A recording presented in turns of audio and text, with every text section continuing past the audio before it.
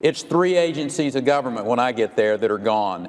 Commerce, education, and the, what's the third one there? Let's see. That's Rick Perry. Rick Perry is now in charge of the agency he wanted to end, the Department of Energy. You can't name the third one? I can't. The third one I can't. Sorry. Oops. Perry was born in Paint Creek, Texas, to dryland cotton farmers. His father, a Democrat, took an 11-year-old Rick to the funeral of former U.S. Representative Sam Rayburn. This introduction to death would end up sparking Perry's interest in the world of politics. Perry attended Texas A&M University, where he was elected as one of A&M's Yell leaders, or for lack of a better term, a cheerleader. Perry well understood the basics of riling up a crowd, but he had a long way to go when it came to understanding collegiate agriculture courses. But he went on to graduate by the skin of his teeth in 1972, with a GPA of 2.5.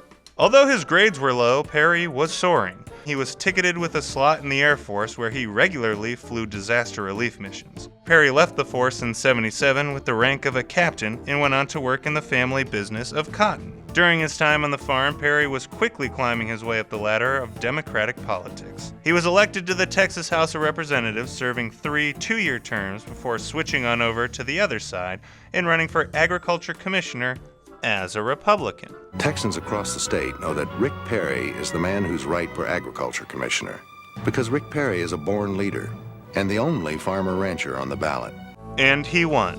We want them to come to Texas and make it Texas. Perry served 2 terms as Agriculture Commissioner before filling the vacancy of Governor of Texas in 2000 when George W. Bush resigned from the position. He was elected 3 times to full gubernatorial terms, serving 14 years in office. And then he ran for president in 2012. As president, I'll end Obama's war on religion, and I'll fight against liberal attacks on our religious heritage. Faith made America strong. It can make her strong again. I'm Rick Perry, and I approve this message. Perry started off on a strong note, but he struggled in the debates and his poll numbers began to decline. But then Sheriff Joe Arpaio swung in and endorsed the governor at a crucial time when many thought Perry was too weak on immigration policy. He speaks from the heart, so he's not one of these candidates that have it all down pat, what they're going to say.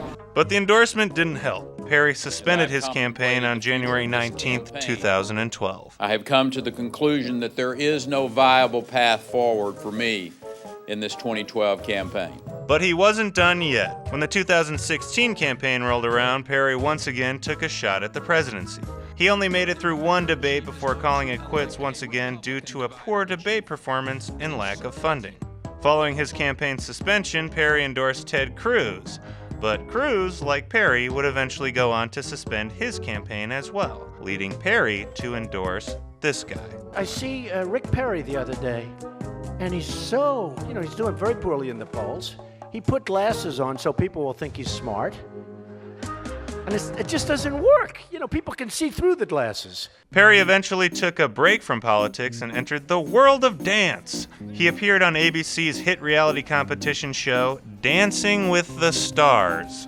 But he lost that too. He was eliminated after just the 3rd week. But a few months later, he danced his way to a spot in the Trump administration. Perry had a difficult time at his confirmation hearing when Senator Franken and Senator Sanders pushed him on climate change. How much climate change do you think is the science shows is due to human activity? Senator, far from me to be sitting before you today and claiming to be a climate scientist. I will not do that.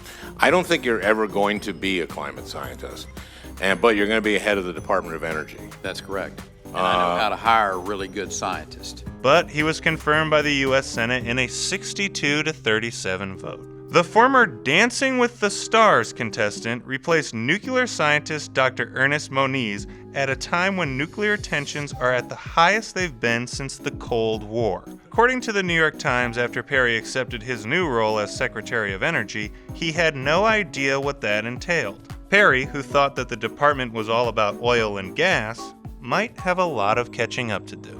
Then President-elect Donald Trump looked across his desk and said, Perry, I want you to do for American energy what you did for Texas. And I said, I got it, Mr. President, I can do that.